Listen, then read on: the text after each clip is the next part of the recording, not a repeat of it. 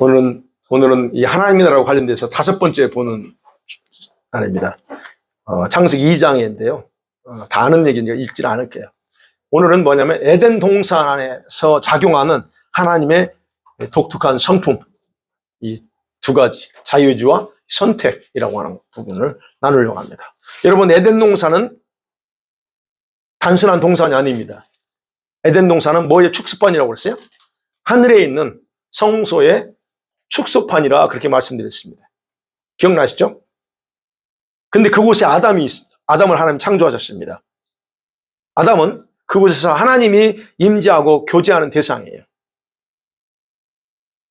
그리고 아담은 하나님으로부터 받은 통치권을 하나님과 함께 교제함을 통해서 그 통치권을 행사하게 됩니다. 그런데 그러한 통치권을 가진 아담에게 하나님이 시험 문제를 하나 딱 주십니다. 여러분, 이런 시험 문제 앞에서 하나님의 은총은 영원히 소유할 수 있는 믿음을 주는 생명나무도 동시에 거기 있었습니다. 시험에 선악과만 있었던 게 아니고 거기에 하나님께서 아담에게 베풀 수 있는 최고의 은총을 상징하는 생명나무가 같이 있었다는 거예요. 그러니까 여러분, 동산 안에 다른 나무가 없고 생명나무가 없고 선악과만 있고 다른 그냥 그 열매 맺는 나무만 있었다면 여기서는 하나님의 은총이 안 보여요. 그런데 이 동산에는 바로 이 하나님의 은총을 보여주는 것 전부 다 보여주는 거지만 이 생명나무는 같이 거기에다 둠을 통해서 이 하나님이 우리 인간에게 베풀고자 했던 은총이 절정이 어디서 찾아올 수 있냐? 생명나무에서 찾는 거예요. 그래서 여러분, 하나님의 뜻이라면 우리도 마찬가지죠. 하나님의 뜻이라면 의심 없이 순종해야 돼요, 우리가. 그죠? 100% 순종해야 됩니다. 그래야만 하나님과 계속적으로 교제가 가능한 거예요. 우리가 잘 생각해 보세요. 내가 주님과 왜 교제가 잘 안 이루어지지? 내가 그렇게 기도를 해도 주님이 나한테 말씀하시는 건 분명히 맞을 텐데 나는 왜 그것에 대해서 인지를 못할까 하는 거예요. 그건 뭐냐면 주님 앞에서 우리가 뭔가 불순종의 삶으로 계속 반복되는 삶을 살아오는 그런 모습들이 있을 수 있다는 겁니다. 그러니까 하나님의 뜻이라면 우리는 이 약속의 가지가 있죠. 뜻이라면 절대로 순종하, 그리고 순종을 통해서 교제가 지속되고, 이게 바로 하나님의 은총이라는 거예요. 그러면 선악과는 뭡니까? 우리가 지난주에도 말씀드렸어요. 선악과는 뭘 의미하냐면 아담이 하나님의 통치권자로서 누구의 말을 듣고 살 것인가, 이거를 알게 해주는 거예요. 통치사역의 기준이 선과 악에 대한 판단력을 구별하기 위한 시험이라는 거예요. 오늘 저 설교는 여러분 잘 생각해서 들어야 됩니다. 이건 신학적인 부분이 있기 때문에, 연구하고 하는 부분이기 때문에. 그러니까 여러분, 아담이 에덴 동산에서, 그리고 이 세상에 주님이 만들어진 세상에서 통치사역 해야 돼요, 왕으로서. 그러면 통치사역의 기준이 뭐냐는 거예요. 선과 악이 뭔가를 정확하게 분별할 수 있어야 된다는 게, 무엇이 옳고 무엇이 선한지 나쁜지, 이걸 바로 여기에서 이 명령 앞에서 인간에게 주어진 자유의지가 작용한다는 얘기예요. 주님 명령하십니다. 이걸 지킬 건가 안 지킬 건가를 자유의지가 작동된다는 얘기예요. 그러면 선이 뭘까요? 선, 악과라고 표현했지만 선이 뭡니까? 선과 악이 무엇인가를 구별하는 법을 배워야 된다는 거예요. 이 선악과를 통해서 주님이 시험하기 전에는 아담은 무엇이 선이고 악인지 전혀 모릅니다. 근데 지금 그걸 통해서 이제 선이 뭐고 악이 뭔가를 알게 해줘요. 그래서 그 자유의지를 작용시키는 거예요. 그럼 선이 뭐예요? 선이 뭡니까? 선은요, 내 마음이 지시하는 걸 따라가는 게 선이 아니에요. 선은 하나님이 명령하신 게 선입니다. 이거 해 라고 하는 그 자체가 선이에요. 그럼 악은 뭐예요? 하지 마, 금하는 게 악입니다. 그렇기 때문에 성경에서 오직 하나님 외에는 선한 분이 존재하지 않습니다. 그죠? 하나님 외에는 선한 분이 없어요. 그런 의미로 이거 선악과를 생각해 봐야 되는 거예요. 그렇기 때문에 여러분, 이 생명나무와 이 선악과라고 이 두 가지는 상징하는 게 있어요. 생명나무 뭘 상징해요? 선을 상징합니다. 하나님의 선 또는 생명, 그럼 선악과 뭡니까? 악. 요거를 행했을 경우는 너가 악을 알게 되는 거야. 그리고 또는 죽음이 여기 포함되어 있어요. 자, 이런 어떤 선과 악을 구별하면서 이걸 거절함을 통해서 다시는 이제는 이미 아는 얘기지만 창세기에서 아담과 하와가 그걸 거절합니다. 거절함을 통해서 다시는 생명나무의 열매를 먹을 수 없게 되는 거예요. 그래서 하나님이 인간에게 주셨던, 아담과 하와에게 주셨던 하나님의 특별함이 그 사람 안에서 다 파괴되는 겁니다. 하나님의 형상이 다 일그러져요. 우리 하나님의 형상이 있잖아요. 그 형상이 다 일그러져 버려요. 하나님의 특별했던 그 형상이 다 일그러지는 거예요. 그래서 이제 그런 내용을 우리가 2장, 3장에서 확인할 수 있는 거예요. 그럼 첫 번째 생각할게. 인간의 자유의지. 저와 여러분 가지고 있는 자유의지가 뭔가? 여러분 자유의지는 뭐죠? 뭐 여러 가지로 말할 수 있겠죠. 자유의지는요, 하나님의 생각과 그리고 하나님의 뭔가를 결정할 수 있는 독특한 성품입니다. 그걸 하나님이 주셨다는 거예요. 이게 독특한 성품이에요. 뭔가를 선택할 수 있고 뭔가를 생각할 수 있고 어떤 걸 결정할 수 있는 결정권이 바로 자유의지입니다. 이걸 그대로 우리한테 주었습니다. 이게 자유의지고. 근데 이 자유의지는 누구로부터 왔어요? 하나님으로부터 온 겁니다. 그리고 여러분, 아담은 하나님 자신의 독특한 창조물로 인정하게 하는 것이 바로 이 자유의지예요. 아담에게 자유의지가 없다면 아담은 독특한 창조물이 아닙니다. 하나님 형상이 아니에요. 자유의지가 없다면. 그리고 아담과 하와에게 허용된 인간이 누군가에 대한 것을 알게 해주는 본질이 바로 이 자유의지. 짐승에게는 자유가 없잖아요. 그러니까 짐승이에요. 우리도 인간을 분류할 때 동물에 속한 걸로 분류하잖아요. 그죠? 만물의 영장 하면서 그게 속하잖아요. 그러니까 인간이 어떤 존재냐라고 알게 해주는 게 자유의지예요. 짐승에게는 자유의지가 없습니다. 그거 얘기하냐. 그리고 이 자유의지는 뭐냐? 하나님의 형상과 모양의 핵심이에요. 이게. 그리고 하나님의 자유의지는 하나님의 일방적인 강요가 아니라 자발적인 행동을 할 수 있는 뿌리가 되는 거예요. 그래서 경작해라 하잖아요. 그러면 자유의지를 안 줬다면 할 수가 없어요. 그러니까 그런 의미다.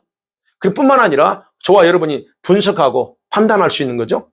어떤 결정권을 행사함은 바로 행사할 수 있는 건 이 자유의지에 속한 행위라는 겁니다. 오늘도 왜 오셨어요? 여러분의 자유의지가 발동해서 온 거예요. 그죠? 그겁니다. 그렇다는 거예요. 자, 그런데 동시에 이 사람은 이제 이 자유의지를 통해서 하나님과 의사소통합니다. 교제합니다. 아까 말씀드렸던 대리인으로서 사명을 감당할 수 있습니다. 그런데 이 사람에게 주어진 자유의지는 그게 무슨 의미냐면 하나님이 스스로 인간을 통제하지 않겠다고 하는 의지적인 결단을 나타낸 말이에요. 그러니까 하나님 우리를 마음대로 지금도 여러분과 저를 마음대로 컨트롤하지 않습니다. 왜? 바로 그 의지를 줌을 통해서 그거 의미예요. 내가 너희들 절대로 내가 노부트처럼 컨트롤하지 않을게 하는 의미예요, 이게. 그러니까 얼마나 감사합니까? 만약에 주님이 우리를 하나하나 그냥 일일이 쫓아다니면서 컨트롤했다면 1분 정도 살 수 있을까요? 그냥 다 뒤집어지겠죠. 그런데 바로 이걸 주심을 통해서 그러지 않겠다고 하는 거예요. 그러면 두 번째 생각이에요. 이거는 이제 간단한 거예요. 그러면 이 동산 안에, 에덴 동산 안에 두 자유의지가 있어요. 두 자유의지. 이 두 자유의지가 원활하게 잘 작동됐습니다. 어떤 의지일까요? 어떤 의지? 인간을 사랑하고 바라보면서 기쁨을 감추지 못했던 하나님의 의지가 동산 안에 있습니다. 반면에 창조주 그 하나님을 기뻐하면서 그분과 소통하면서 즐기던 아담의 의지가 동산 안에 있어요. 그러니까 이 두 의지만 있을 때는 서로 굉장히 기쁘게 하고 서로 만족시켰어요. 하나님도 아담을 기뻐하고 아담은 하나님을 기뻐하면서 늘 그랬습니다. 그래서 여러분 동산 안에서 비록 생명나무가 있었고 선악과가 있었을지라도 아무런 문제가 없었어요. 이 두 의지가 존재했을 때. 무슨 말인지 이해가 되시죠? 두 의지가 존재했을 때요. 그런데 하나님이 아담의 배필을 창조하십니다. 아담의 배표를 창조함으로써 또 다른 개체의 자유의지가 탄생합니다. 그래서 아담에게는 이제 하나님 문제 없어요. 아담에게는 하나님과 하와를 향하여서 의지를 발동시키는 과정이 생겼어요. 처음에는 오직 하나님만 했어요. 근데 하와가 생기니까 어때요? 이제는 하와를 향해서는 자유의지를 발동시켜야 돼요. 여러분, 아담의 의지적인 사랑의 대상이 처음에는 하나님이었어요. 근데 하와가 생겼습니다. 그런데 아담과 이제 하와가 되니까 아담은 뭘 생각해요? 이제 선택적인 의지를, 그 의지 사용법을 알게 되는 거예요. 누구를 선택하냐? 하나님이냐? 하와냐? 그래서 생명나무냐? 아니면 또 선악과냐? 이런 선택적인 의지를 사용해야 될 그런 상황이 된 겁니다. 아담의 그런, 제가 이제 이걸 표현할 때 선택적인 의지라고 막 제가 이제 준비하는데 단어가 그게 딱 떠오르는 거예요. 선택적인 의미. 오, 좋다. 제가 처음 이거 생각하면서도, 이거, 그래. 그래서 선택적인 의미라, 의지라. 그럼 이 선택적인 의지는 둘 중에 어느 것에 더 자기 마음을 둘 것인가에 따라서 결정되는 거예요. 하와가 창조되기 전에는 아담의 의지는 선택적 의지라기보다 필연적인 의지. 이것도 제가 하다가 딱 나오는 거예요. 필연적인 의지. 필연적이에요, 이거는. 그런 필연적인 의지를 작용해서 하나님의 의지와 연결이 돼 있었어요. 그러니까 하나님과 연결돼 있던 그런 이제 필연적 아담이 가지고 의지가 선택적인 의지에 의해서 이제 대상이 바뀐 겁니다. 네. 아담은 하나님에 대한 필연적 의지보다 하와를 향한, 자기 와이프잖아요. 하와를 향한 선택적 의지가 더 강하게 이제 작용해요. 아담 역시 그렇죠. 아니, 하와 역시 아담과 다르게 선택적 의지가 있어요. 근데 그 의지가 하나님에 대한 그런 필연적인 의지 작용보다는 자기 남편에 대한 이런 선택적 의지가 더 강해. 하와는요. 자, 이런 상황에서 뭐가 벌어집니까? 이제 에덴 동산에 이런 게 작동돼요. 근데 천상에서 천사가 동일하게 선택적인 의지로 하나님을 반역합니다. 그죠? 반역하죠? 그래서 하나님은 그들을 저주하고 추방합니다. 천상에 더 이상 존재하지 못하게 추방해버립니다. 그 타락한 천사들은 더 이상 어디에 존재할 수 없어요? 그 천상에 존재할 수 없습니다. 이들이 어디로 가야 돼요, 그럼? 이들이 어디로 가요? 그들이 살아야 될 곳은 다른 우주가 아니에요. 다른 우주가 존재하지 않습니다. 여러분, 우리는 다른 우주인이 존재하는 행성을 만들지 않았어요. 이거 기억하셔야 돼요. 지금 화성에 물이 있네, 달에 물이 있네, 이런 얘기 나오잖아요. 예전에 사람이 살아났겠네, 그런 학자들이 얘기할지라도 성경적으로는 다른 행성에 우주인이라고 말하는 그런 존재를 만들지 않았습니다. 근데 천사는 안 죽어요. 천사는 영원히 죽지 않는 존재를 하나님이 창조하셨어요. 그러면 그들이 죽지 않아. 그러면 추방됐어요. 그러면 그들이 활동하려면 많은 행성 중에서 생명체가 존재하는 곳이어야 돼요. 그게 어디예요? 네, 그래서 그들은 생명체가 유일하게 존재하는 지구로 추방당하는 거예요. 그들이 천상에서 쫓겨난 후에 발견하는 곳, 그게 어디에? 둘째 하늘이에요. 일단은 지구에 오기 전까지 둘째 하늘, 궁창이라고 말하는 그곳에 아지트를 발견합니다. 궁창은 텅 비어 있어요. 그 텅 빈 공간이라 그들의 훌륭한 아지트가 되는 거예요. 그리고 생명체가 존재하는 이 땅에서 쉽게 왔다 갔다 여행할 수가 있습니다. 그래서 그들이 공중권세를 잡았다는 얘기예요. 그게 바로 궁창이에요. 둘째 하늘이라고 흔히 말합니다. 그러니까 이렇게 이제 타락한 천사가 그렇게 있습니다. 근데 타락한 천사들의 이제 어디에 등장해요? 에덴 동산에 등장합니다. 유일하게 존재하는 이 아담과 하와가 존재하는 이 땅에 와요.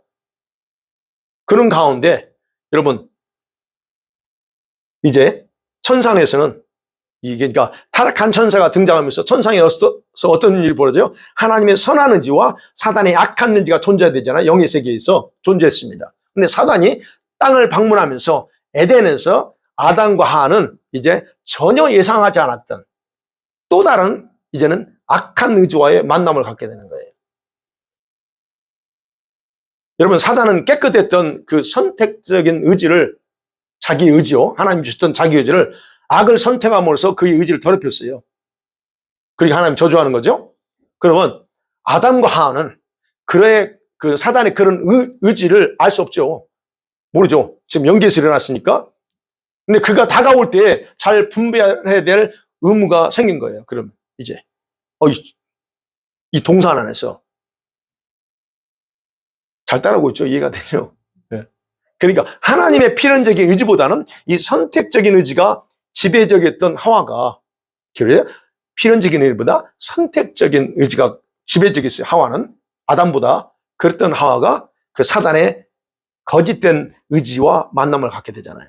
그게 동산에서 그 사건이에요. 하와가 사단을 만났을 때 하나님과의 그 필연적 의지 작용이 약하다는 약점이 드러납니다.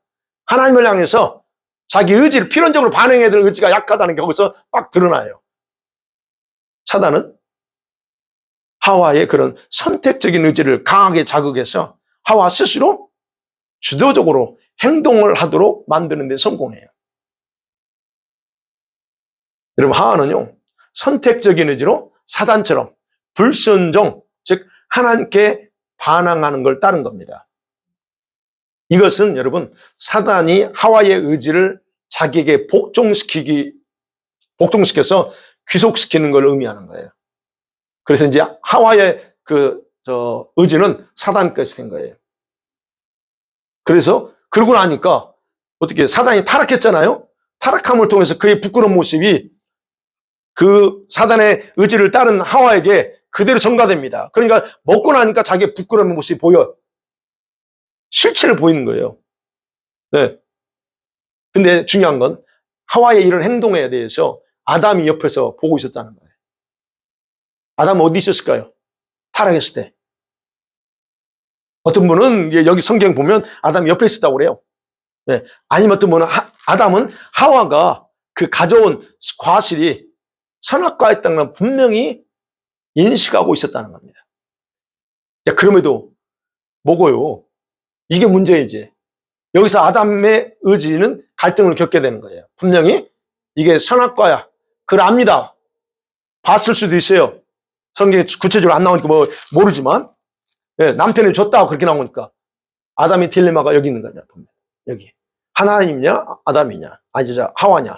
아까 말했어요. 필연적 자유의지, 의지가 하나님을 향한 건데 선택적인 의지가 생김을 통해서 이제 뭘 선택할 거냐 하는 부분이에요. 그거입니다. 필연적 의지로 하나님이냐, 선택적 의지로 하와를 줄 거냐. 여러분, 근데 아담은 이 선택적인 의지를 발동시키죠. 네. 그리고 그것이 선택적인 의지를 발동해서 하와를 따라갈 때에 그것이 무엇을 의미하는지는 정확하게 알고 있었어요. 주님이 말씀했잖아요. 죽음이야. 정확하게 말씀하셨잖아요. 그러니까 아담이 그런 갈등할 때 그 속에서 뭐가 작동되냐 하는 거예요. 그러면 선택적인 의지에 의해서 하와를 선택해요. 근데 그 속에서 왜 하와를 선택할 수밖에 없었는가, 또는 밖에 없었는가, 이제 그가 선택한 거죠. 하나님이 아니고 필연적 의지를 발동시키지 않고 왜 그랬을까 하는 거예요. 뭐가 발동했어요? 아담에게 아까 말했어요. 사랑이라고 하는 감정이에요. 사랑, 애정, 이게 작용하는 겁니다. 그러면 하나님을 향하는 감정이 애정이냐, 하와를 향하는 애정이냐 해서 볼 때 중요성을 누구한테 둔 거예요? 하와한테 둔 거예요. 우리가 이제 그래서 결국은 타락한 거예요. 아담은 알았어요. 알면서도 그렇게 한 거예요. 하와에 대한 그 애정 뭐 이런 거죠. 단순한 사랑을 의미하지 않습니다. 하와가 출생되기 전에는 오직 하나님께만 모든 애정이 집중되어 있어요. 근데 하와가 만들어짐을 통해서 이제는 그게 아까 말했어요. 하나님께 아닌 하와한테 갔어요. 그러니까 그 애정이 하와에게 거의 집중되어 있는 거예요. 그런데 뻔히 알면서도 그렇게 하는 겁니다. 자, 우리가 여기서 그러면 생각해 봐야죠. 일반적으로 생각할 때, 아니, 이런 선택적인 기로에 있을 때 하나님이 직접 간섭하시면서 이렇게 좀 막아주면 안 돼요? 그러기를 얼마나 우리가 기대합니까? 잘못 선택할 수도 있고 잘못 결정 내릴 수도 있잖아요. 그럼 그때 주님이 아니야 이놈아, 딱 단호하게 오셔가지고 딱 해주면 좋은데, 하나님이 그러지 않아요. 그러죠? 단지 뭘 해요? 그러면 지켜만 봅니다. 왜 지켜볼까요? 결정은 아까 그랬죠. 자유의지는 결정권이에요. 그걸 의미한다. 그러면 결정은 본인의 의지적인 행동이기 때문에 주님이 가만히 지켜볼 수밖에 없는 거예요. 왜요? 이 의지, 자유의지는 하나님께서 왔어. 하나님으로 왔어. 그래, 하나님이 우리에게 주신 것은 이미 떠났어요. 그러면 내가 그 자유의지를 가지고 있는 내가 어떻게 결정하고 사용하느냐. 그건 우리한테 책임이 있다는 거예요. 그래서 주님이 우리에게 주신 것에 대해서 어떤 상황에서 간섭하지 않습니다. 은사를 주셨어요? 그 은사 간섭하지 않아요. 이미 내 거 받았어. 그러면 이제 받은 사람이 어떻게 하느냐는 거는 우리 책임이라는 거예요. 그러니까 여러분과 제가 또는 부정적인 세상 사람들이 하는 것처럼 하나님의 능력이 없어. 무능력한 게 아니에요. 무책임한 것도 아닙니다. 사람을 로봇으로 만들지 않았어요. 하나님은. 네. 하나님은 같은 자신과 같은 존재를 여기기 때문에 그 의지를 그대로 존중하시는 겁니다. 그러니까 여러분과 제가 어떤 걸 선택해도 누구도 건드리지 않아요. 부부 사이에서는 말 수 있지, 여보 그러지 마. 할 수 있지만 못 합니다. 최종 결정은 자기야. 사단도 건드리지 못해요. 예. 그러면 사단이 노리는 건 뭘까요? 여러분과 저와 여러분의 가지고 있는 자유의지는 사단이 건드리지 못해요. 이 말을 오해하시면 안 돼요. 사단이 노리는 게 있다면 직접적으로 저와 여러분의 자유의지를 못 건드려요. 그러면 어떻게 노려요? 저와 여러분의 선택적인 의지를 자신이 원하는 대로 작동시키도록 그 일을 하는 거예요. 주변에서. 그래서 의지 자체는 건드릴 수 없지만 그 주변의 기능을 저하시키는 부분들을 집중 공격하는 거예요. 내 의지를 꺾어버릴 수 있고 내 의지를 자기 마음대로 환경을 통해서 컨트롤할 수 있도록 만들어요. 그러니까 저와 여러분 잘 보셔야 돼요. 내 의지가 왜 약해 이렇게. 나는 좀 뭔가 은혜 받는 것 갔다가도 조금 있으면 그냥 어느 순간에 빵빵 넘어져. 왜 그런가 보셔야 돼요.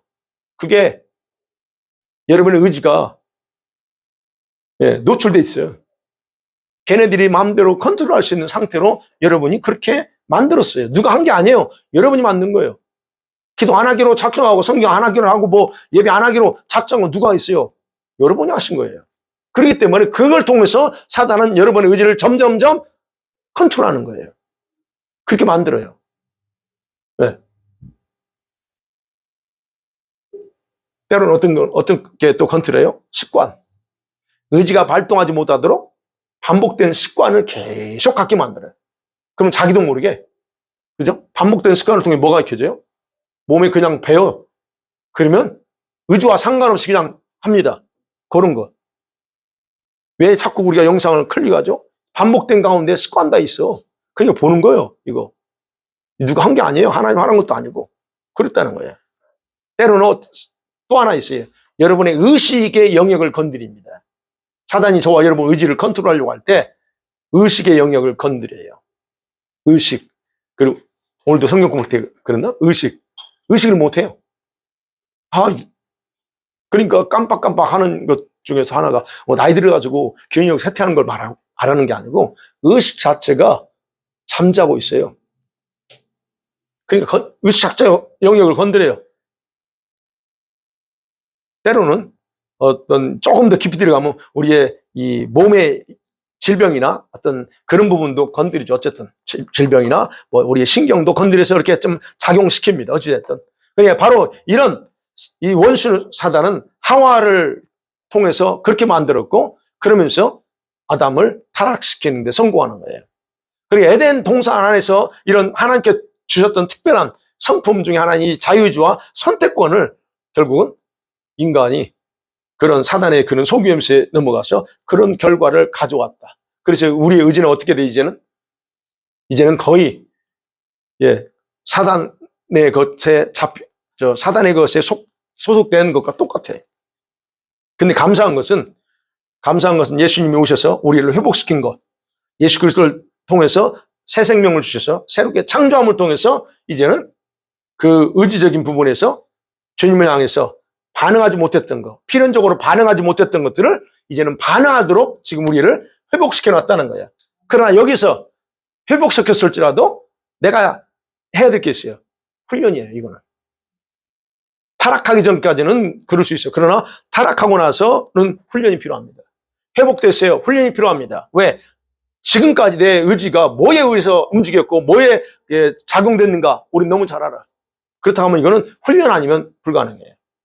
그래서 오직 주님, 오직 하나님에 대한 그쪽으로만 가려고 우리가 몸부림쳐야 되고, 그거를 하기 위해서, 그래서 이제 우리가 잘 아는 자아를 쳐서 복종시키고, 십자가를 져야 되고, 자기를 부인하려고, 이런 과정들이 바로 우리에게 절대적으로 필요하다는 거예요.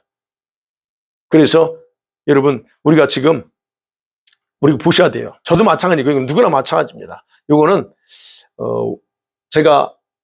저도 훈련하고 있지만, 이거는 여러분 각자 훈련하면서 얼마만큼 훈련됐느냐에 따라서 여러분 의지적으로 이런 부분에서 좀 이렇게 깊이 되고 안 되고는 달라질 수 있다. 여러분 어떠세요? 어느 정도 내 의지가 주님께 이렇게 움직이는지. 근데 감사한 건요, 여러분이 잘하고 계세요. 왜냐하면 하나님의 은혜가 계속적으로 기도한 건데 들어가고 있기 때문에 그 의지가 그쪽으로 계속 가고 있어요. 그게 보이는 거예요. 보이니까 너무 좋아요. 그래서 다른 말로 은혜가 있어. 얼굴 보면 알아. 얼굴 속에 은혜가 흘러가고 있어요. 그러면 그 작동되고 있다는 거예요. 물론 각 사람마다 템포가 좀 빠른 사람이 있고 느린 사람이 있지만 그러나 계속 가고 있다는 이 자체가 중요한 겁니다. 아멘. 자, 마지막 하나 더. 그러면 이제 선악과에 대한 부분이니까 이 선악과와 이 생명나무의 현재적인 의미는 뭘까? 지금 이 시대. 다른 말로 보니 그 나무의 어떤 두 가지의 어떤 영적인 의미는 뭘까 하는 거예요. 여러분, 선악과는 분명한 것은 인성과 신성의 무언가를 구분하는 선이에요. 네. 다른 말로 해서 이렇게 가면 또 여러분이 더 혼란스러울 수 있어요. 그러니까 어쨌든 우리에게 선한 성품하고 악한 성품 이런 거를 구분하는 선이다. 신성, 그걸 이제 우리 신학적 용어로 신성이라고 그래요. 신의 성품 또는 인간에서 요걸 구분하는 선이야. 그러면 하나님은 인간을 창조하신 후에 하나님이 자신처럼 우리가 영생하면서 하나님과 함께 살기를 원하셨다는 거, 이건 다 아시죠? 그래서 우리를 그렇게 사랑하시는 거 아니에요. 그래서 우리를 사랑해서 예수님을 보내셔서 우리를 어디로 데려가려고? 자기가 살고 있는 그 집에 데려가서 같이 영원히 살고 싶어 하는 거예요. 그래서 그 일을 하고 있잖아요. 그게 바로 원래 목적이었다는 거예요. 그러면 생명나무 열매, 이 생명나무 열매를 먹는 사람은 하나님의 신성이 충만해지는 거예요. 이제 그 타락 전에 돌아가 봐요. 에덴 동산에서. 그러면 생명나무 열매를 먹을 때는 계속 그 사람의 생명의 신성이 충만해져. 그렇게 돼서 결국은 하나님의 아들이 되는 거예요. 그러면서 영생에 이르 영원히 살게 돼. 그런데 선악과를 먹게 되면 반대로 인성이 충만해져요. 인성이 충만해지면 뭐가 돼요? 사람의 아들 또는 육신을 따르는 그런 사람이 돼서 남을 비판하고 정죄하고 그러다가 어떻게 해요? 심판자이신 하나님 앞에 자리 앞에 가게 되는 거예요. 그러면 어떻게 됩니까? 하나님의 저주예요. 저주가 임하는 거죠. 그냥 바로 그런 선악과와 생명나무가 가지고 있는 깊은 영적인 의미라는 거예요. 그 주님이 우리 안에 뭘 원하느냐는 거예요. 그래서 선악과를 왜 만들었어? 라고 우리가 이제 부정적으로 얘기하는 사람 있잖아요. 그거는 선악과를 만드신 것은 하나님이 공평하신 분이다 하는 걸 알려주는 거예요. 주님이 공평하신 분이야. 그래서 선을 더욱 선되게 하고 악이 뭔가를 정확하게 알게 해주는 거예요. 그래서요, 하나님은 우리한테 지금도 역시 마찬가지예요. 실제로 21세기를 사는 오늘날도 저와 여러분 삶 가운데 선이 뭐고 악이 뭔가, 그리고 선이 선되게 하고 악이 악되게 하기 위해서 언제나 우리 안에 선과 악을 함께 둬요. 그것이 바로 함께 공존하는 이유입니다. 철학적인 표현이 아니고 선과 악이 항상 우리 안에 있어요. 그리고 삶 가운데도 그게 같이 공존한다는 거예요. 그러면 이렇게 공존하는 선과 악, 악과 이거에 대해서 우리에게는 뭐가 있어요? 여전히 또 회복된 자유의지가 있어요. 그 자유의지 있음을 통해서 우리는 둘 중에 하나를 또 여전히 취해야 된다는 거예요. 어느 걸 취하고 살 거냐 하는 겁니다. 그러면 하나님은 지금 시점에서도 하나님이 어떤 걸 원할까? 예, 하나님은 선을 취하기 원하십니다. 근데 인간은, 우리 본래 인간은 어떻습니까? 사단의 음성을 듣고 자꾸 악을 취하고 살아. 스스로, 스스로 악을 취함으로 저주를 받는 일을 자꾸 그쪽으로 갑니다. 이게 불신자를 얘기하는 게 아니고 우리를 얘기하는 거예요. 우리 자신을 보라는 겁니다. 그러니까 생명나무와 선악과는 에덴만 있었던 게 아니에요. 현재 우리 삶 속에 성도들의 삶 가운데도 그걸 늘 함께 머물고 있다는 거예요. 그러면 그게 뭘까? 생명과, 그렇죠? 생명과 사망을 나누는 선택해야 되는 일들. 육신의 일과, 성경에 나온 대로 육신의 일과 성령의 일을 선택하는 거, 그것이 다 우리에게 오늘날 여전히 선과 악을로 구분돼서 해야 될 부분이라는 거죠. 즉, 신성과 인성을 따라가느냐 하는 부분이 있다는 거예요. 또 좀 더 쉽게, 이 하나님 말씀에 대한 불순종할 수도 있고 순종함을 통해서 나갈 수 있던, 요게 바로 선과 악이에요. 여전히 우리 안에 있다는 얘기예요. 다른 말로 또 조금 더, 성령 충만함 받고 살 것인가? 아니면 육신 충만, 저처럼 성질 충만, 옛날에 저 그들이 듣고 내가 성질 충만했지. 성질 충만하고 밖에서 저렇대요. 이 육신 충만, 성질 충만하고 인도함 받고 살 거냐는 거예요. 이거는 누가 하는 거예요? 우리 앞에 있다는 거예요, 지금. 이게. 둘 중에 하나 선택할. 그러면 생각해봐야 돼요. 이런 순간에, 선택해야 되는 순간에 믿음의 연약함과 강함의 문제가 아니라요.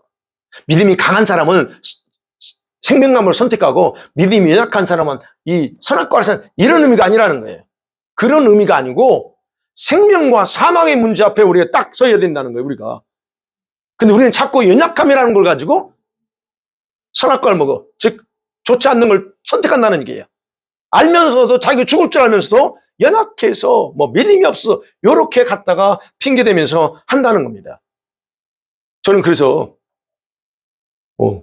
늘 강조하니, 제발 연약하다고 하지 마. 약하다고 좀 제발 하지 마. 언제까지 그러냐니, 그죠?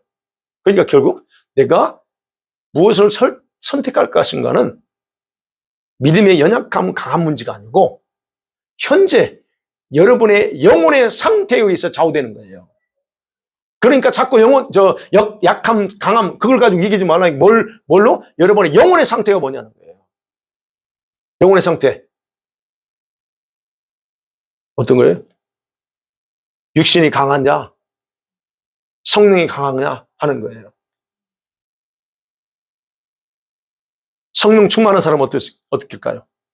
성령 충만한 사람은 성령 인도를 받고 가죠. 그게 생명력 아니까. 그러니까 그런 사람들은 항상 어떻게 해요? 그런 상황이 될 때 뭘 선택할까요? 생명과를 취한다는 얘기예요. 그래서 그 삶 속에 항상 천국을 소유하면서 사는 겁니다. 그러니까 결국 제가 말씀드리는 연약함이나 믿음의 강도의 문제가 아니고 내 영혼의 상태를 봐야 돼. 그럼 내 영혼이 어떤 상태가 보라는 겁니다. 내 영혼이 지금 뭐에 지금 애정을, 아담처럼 하나님에게 있던 것이 뭐에 지금 그 애정에 가고 있냐는 거예요. 그건 영혼의 문제예요. 영혼이 뭘 그렇게 갈망하느냐. 오늘 성경 보셨죠?